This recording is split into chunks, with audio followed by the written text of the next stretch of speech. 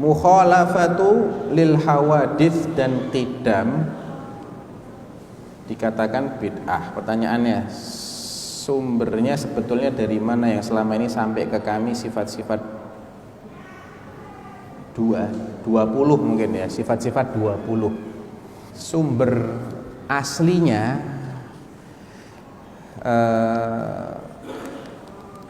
jadi begini, ada namanya akidah Asy'ariyah. Akidah Asy'ariyah itu disandarkan kepada Abul Hasan Al-Asy'ari. Siapakah Abul Hasan Al-Asy'ari? Abul Hasan Al-Asy'ari ini adalah orang yang melewati 3 jenjang dalam hidupnya.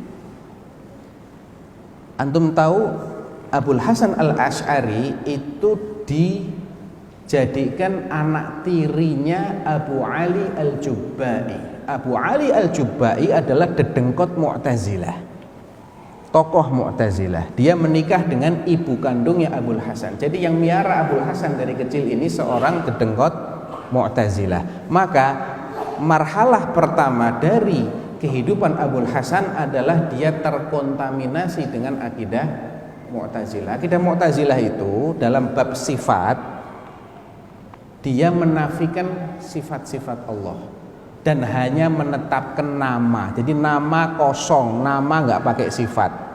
Alim bila ilm, sami' bila sama, dan seterusnya tadi. Kemudian dia mulai berinteraksi dengan ahlu sunnah, tapi dia belum benar-benar pindah ke ahlu sunnah. Dia mulai tersadarkan dengan bid'ahnya Mu'tazilah dan dia berusaha untuk membantah Mu'tazilah, tapi tidak menggunakan metodologi ahlus sunnah, tapi menggunakan metodologi ilmu kalam, ya mirip dengan filsafat, sehingga terjadi kontradiksi pada konsep pemikiran Abul Hasan Al-Asy'ari pada periode yang kedua ini. Dan sayangnya ini yang lebih populer, ini yang kemudian dijadikan sebagai akidah yang dianggap representasinya ahlu sunnah wal jamaah, padahal bukan.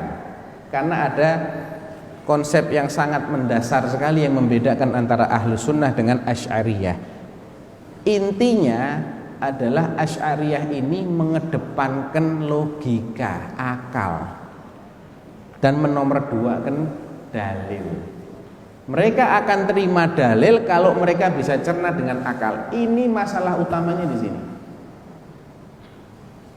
Kalau nggak bisa, mereka akan mengkonsep menurut akal mereka, dan konsep mereka itu jelimet sekali.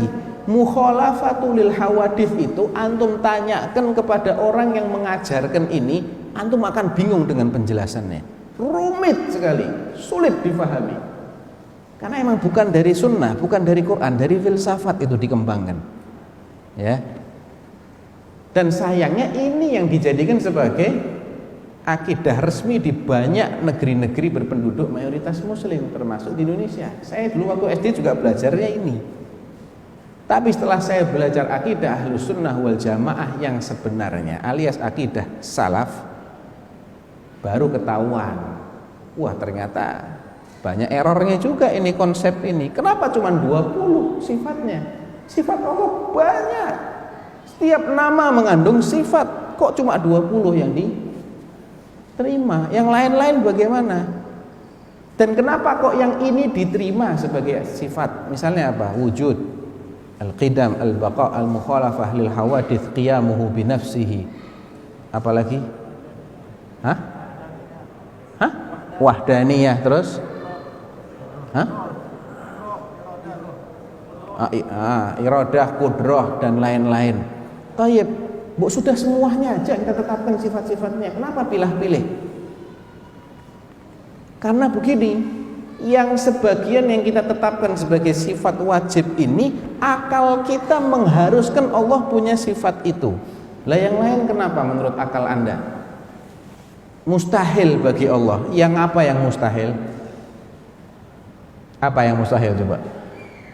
Masalahnya gini, akal kita itu nisbi. Tidak sama akal ana dengan akal antum. Tiap kepala ini punya daya nalar sendiri-sendiri. Kalau akal manusia dijadikan sebagai tolok ukur, akhirnya versinya banyak banget. Yang dianggap masuk akal oleh sebagian orang dianggap tidak masuk akal oleh orang lain. Contoh, gampang aja, di masa yang sama, peristiwa Isra masuk akal menurut Abu Jahal, dan dedengkot-dedengkot orang kafir masuk akal? Enggak. Menurut Abu Bakar masuk akal. Lah kenapa jadikan akal sebagai tolok ukur? Sudah, tolok ukurnya dalil saja. Kalau akal nggak bisa mencerna, memang itulah konsep keimanan. Jangan semua konsep keimanan suruh paham. Gampang kan akidah Ahlus Sunnah? Nggak susah kan? Gitu loh. Jadi yang pencetuskan sumbernya dari itu, dari filsafat, dari ilmu kalam. Dan ilmu kalam itu mulai meracuni akidah kaum muslimin seiring dengan diterjemahannya kitab-kitab filsafat Yunani. Itu di masa Daulah Abbasiyah itu marak sekali itu. Penerjemahan kitab-kitab Yunani itu yang menjadi pencetus lahirnya akidah-akidah yang menyimpang ini. Jadi bid'ah itu terjadi dalam perkara akidah juga. Bukan hanya amaliyah, tapi ada bid'ah dalam akidah. Bid'ah qadariyah, bid'ah jabriyah, bid'ah mu'tazilah, khawarij, rafidhah. Itu mulai dari akidah, nanti akhirnya melahirkan ritual-ritual yang bid'ah juga.